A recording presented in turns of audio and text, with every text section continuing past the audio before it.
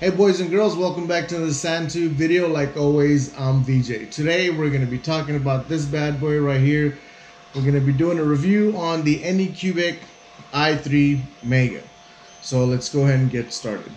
Now this printer comes very well packaged right out the box. I've done an unboxing video on another one. I'll put a link to that video down at the bottom. That is the assembly video for this, which is very easy to do. Doesn't take very long to do so.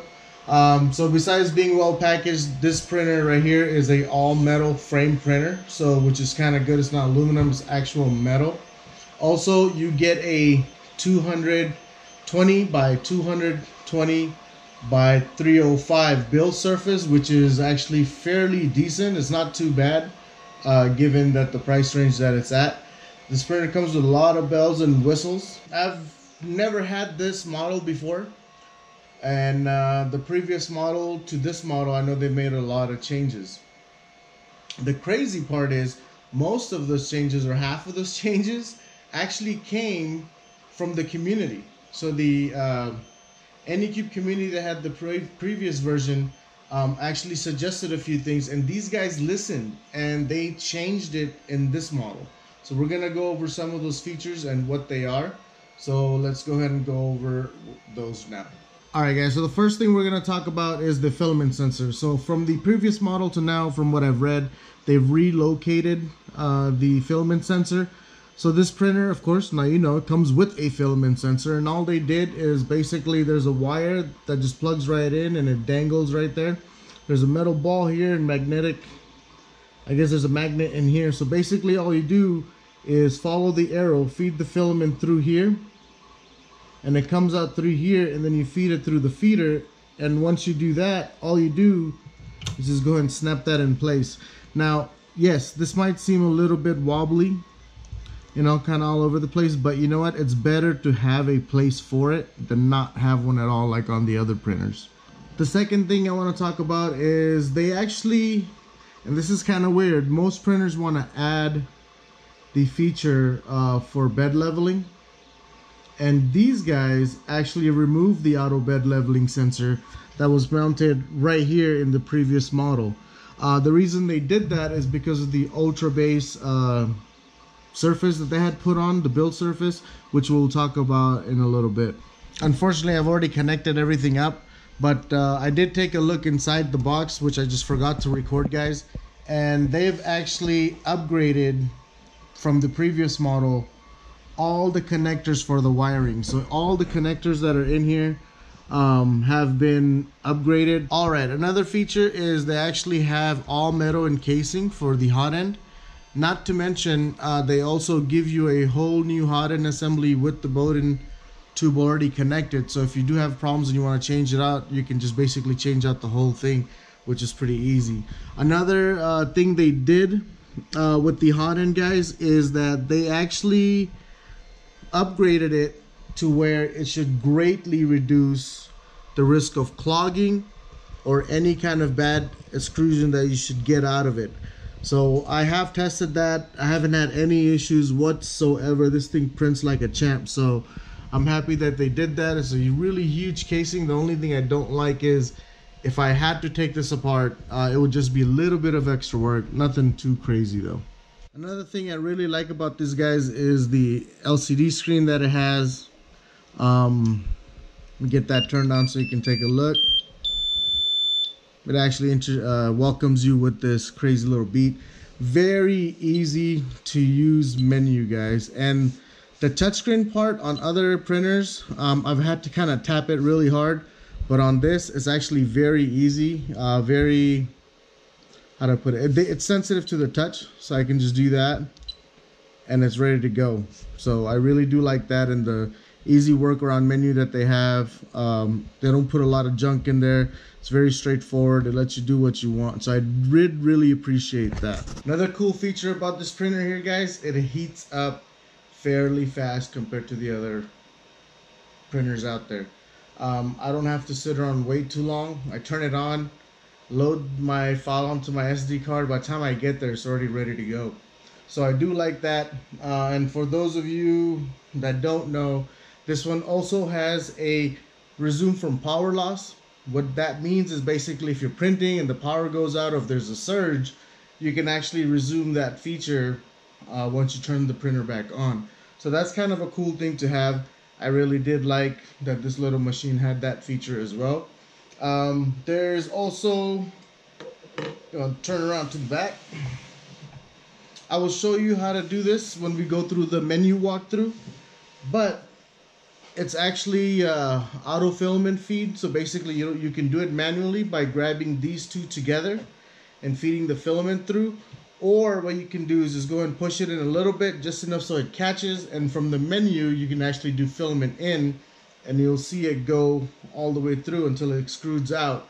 So just to prime a little bit just so you can get the print going, which I thought was a pretty cool part. Now I'm gonna talk about my favorite features about this printer. Right off the bat, I don't know if you guys can see it, dual lead screws. For those of you that don't know what that is, if you're new, basically means that you have two Z-rods. So you got support on both sides. It goes up and down. That's why you see the one motor here and the other motor there, which is really, really, really good. So it keeps it stable so it doesn't wobble around or drop. There's not too many maintenance issues there. So I really did like that part about this machine. Another great feature that I like about this machine that none of my other machines have, and I don't understand why until I got this one. If you guys notice right here, there's a Z limiter switch. I don't know if you can see it. I'll get you a close-up in a minute. So there's your first Z limiter switch right there. And then if you notice, you got one pretty looking one on that side as well, which is right there. So the reason the dual Z limiter switches are important in my opinion is I'm gonna take the CR10S for example. It has the dual lead screws, but it only has one Z limiter switch, which is on the left side, which is on this side. Okay, so eventually what ends up happening, the best way I can explain it is, think of this pencil as being perfectly straight. That's your x-axis right there, guys. Over time, you might get it to tilt a little bit. Okay, so what happens is when you auto home, let's say on another printer, as you're coming down, let's say that my finger is a Z limiter switch, as you're coming down, it's gonna touch that and say, hey, you're good, you're leveled. But your x-axis is still a little off. That's why most people out there will get some kind of a measuring instrument and do this side and then manually turn the coupler to make it straight again. So on this one, the cool thing is when one side hits it, it levels that side, and this side does not stop until this side also hits the Z limiter switch. So let me show you exactly what I'm talking about so you can get a better view of it. Alright guys, so here's the back view of the printer itself, because this gives you a good idea of what's what. But if right now my x-axis is actually very straight, but let's say if it wasn't, I'm gonna go ahead and manually turn this, but first I gotta turn off the motor. Alright, so the motor's off, so now I can manually turn this. Now if you notice, I'm raising it on the left side.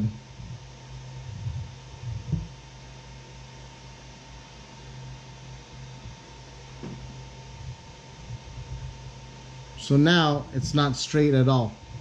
Or you know what, let me go ahead and lower it, which would be easier.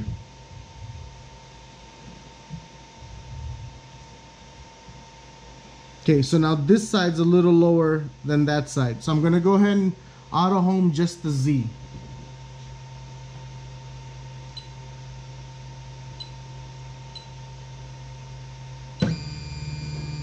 So you pay close attention, you'll notice this side will stop first before that side does. You see that? So now everything is perfectly leveled, and that's why these Z limiter switches are so important, which I honestly never gave it a second thought, but after having this machine I was like, wow, that saves me a lot of time.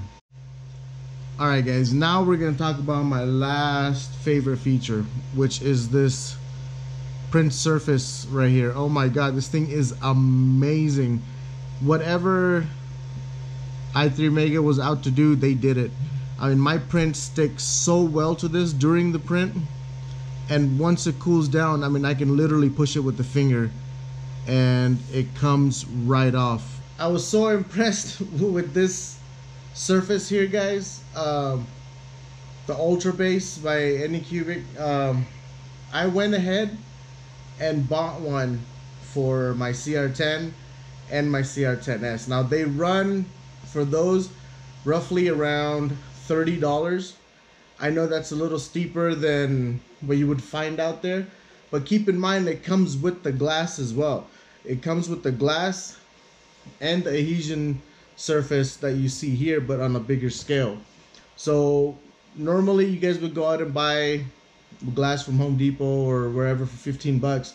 So technically you're only paying 15 bucks for this, and I have a few printers now, and I've not bought one any kind of build tech or anything. I've been just printing straight on glass. But I was so impressed with this. A week later I went ahead and ordered two on Amazon, and I will go ahead and review those in a later video down the line. But the print surface on these guys is just phenomenal. I have not had any issues with it at all. So this printer, just the hardware itself, guys, amazing. I mean, you got all metal, dual lead screws, you got dual Z limiter switches.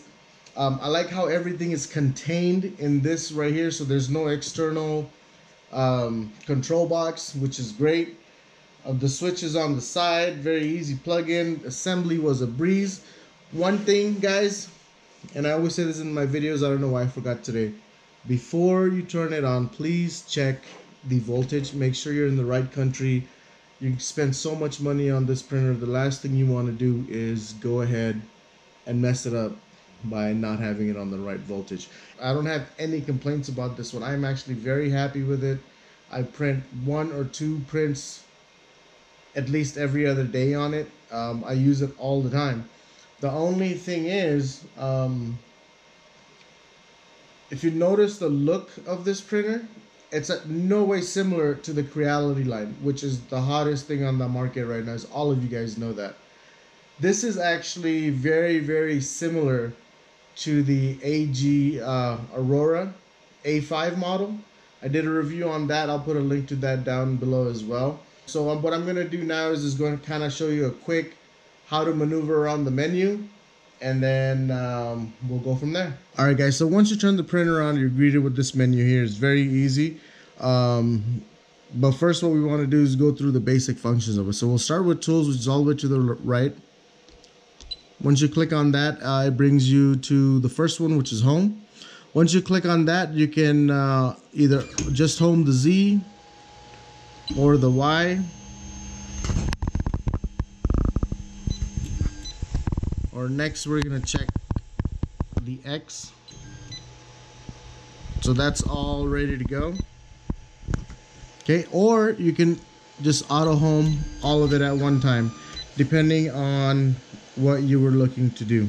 All right, so once we exit out of this, the next part is going to be the axis. This part I also love because it gives you the minus sign, which is to bring it down, or the plus to bring it up on your X, Y, and Z. And you can do it by 0.1, 1, or 10, which is pretty good because on my other printer, on the 10, I cannot upgrade or move the Z axis up or down.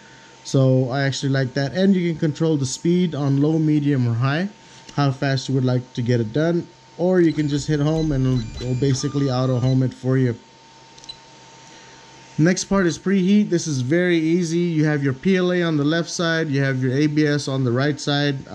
You just pick whichever one and it will auto heat it for you. Cooling, if you want to go and cool it down, you just hit that button. Right now it should tell me that it's done because the temperature is not up. We're gonna go to filament.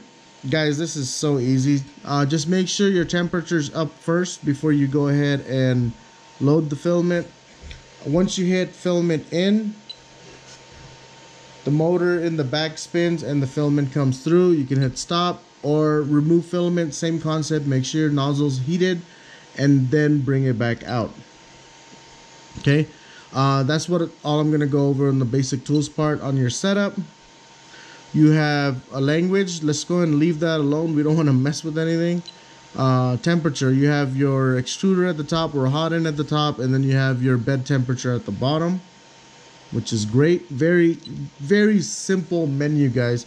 Now, when you turn the machine on and you're trying to do something and you notice that it's stuck, that you can't move anything, this is where you would come and turn the motors off. Once you turn it off, you can actually go ahead and easily move this back and forth. All right, and then you have your status button here, which basically just kind of gives you everything from temp, your ZY display, and where everything is at. You can print or resume print from here as well if you're just looking. To start a print, what you want to do first is you want to go to preheat once you've heated everything up, and then the last box would be print. Once you click on it, you just select what you want and then hit print, and you're done. You can either touch it or you can move it one page at a time by using these arrows here, and you can stop the print and resume the print from here as well. All right, so next let's talk about the print quality, because regardless of what bells and whistles the printer has, if it doesn't put out great prints, it's not really worth getting. So of course I printed the default owl, Mr. and Mrs. Owl here that you see, and they came out actually pretty well. I am very happy with it. So this is just the default, but these guys always tweak their settings to make sure the initial print comes out great. So then I used my settings to go ahead and print some stuff out. I printed some claws for the Thundercat gauntlet that I'm printing, and these are straight off. All I did is remove the supports, and guys, these came out great. I mean, just freaking amazing. There's two more here and here. They're very well printed. I liked it very much. Of course, when I first got it, I did some test prints. You can tell the Banshee I had a few issues with, and then I did another modified Banshee. That one actually came out really well once I got my settings tuned in. So this is the one, my final one that I got. If you notice, all the lines are straight. There's no issues whatsoever. You can even see the little life raft inside. That came out pretty well. And this one is actually a test I did for my new settings that I'm going to be putting out pretty soon.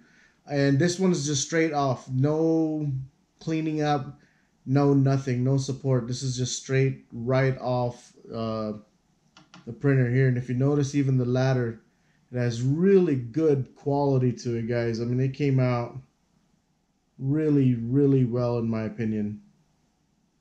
Probably one of the best that I've done so far up to date on the boats anyways. I liked it so much, I printed a freezer from the Dragon Ball Z saga, and I haven't removed the supports or anything, but just looking at it, I mean, everything so far looks to be good. I printed a Batman for one of my buddies. He's a real Batman fanatic. So, I mean, you can see how smooth that came out. I am really, really impressed with the way it came out. So that's pretty good. So as far as prints, I give it a thumbs up. Very good quality. This, all I did is remove the supports on it, and you guys can take a look at the quality that it prints. I mean, it's just amazing, guys. Not too shabby at all. So that's the print quality. Very happy with it. The only issue I have with this printer so far, I've had it for roughly around 3 to 4 weeks. The only issue I have is the filament holder or the spool holder. It does take up a little bit of space. I wish they would have built something in here already to kind of where you can just preload it and have it ready to go. I just think, yes, pretty as this looks, I think it's just, you know, for the amount of money you're going to spend, I wish they would have had something built in for the filament. That's my only concern that I had with this printer. Alright guys, so final thoughts on this printer, which I'm pretty sure you guys already know which way I'm headed. I have not been amazed by a printer in a while since I got my CR10. I've been basically comparing everything to it. I use that printer every single day to do at least one print. Since I got this, I noticed I've been using it every 2 days or so, every single day without missing it. So every other day I'm printing something, if not every day I'm printing something. I really like it. It's smooth, it feels tight. I like how everything's contained. It has basically everything you need. I mean, it has the same things as the CR10S does. Filament sensor, you got the dual lead screw. It even has the dual Z limiter switches, which I am crazy in love with. I don't know why. Very easy to use printer. Menu's super easy. I think these are going for roughly around $369 right now. Great printer, decent price. If I find any coupons or codes out there, guys, I'll go and post it down below. But this printer by itself is worth the money. I'm not going to tell you to go ahead and buy it. Do your research, see what fits you best for what you're going to be using it for. But this is a great printer. I mean, there's just no denying that. I think if you ask anybody that's used this, they will not tell you too many negative things about it. So there you go, guys. That's my review on the AnyCubic i3 Mega. Probably my second favorite printer now. I hope you guys found this review helpful. I try to just go over the main points as fast as I could and as detailed as I could, not to waste too much time. If you have any questions, comments, and concerns, guys, go and leave it down below. You know, I get back to every single one of you. If you liked it, give it a thumbs up. If you didn't, hey, you know what? It is what it is. And if you want to see more new content along the lines of upgrades, firmware upgrades, or just trouble or issues that I have and how I fix those, go and subscribe to the channel. And just remember, guys, like always, good luck and happy printing.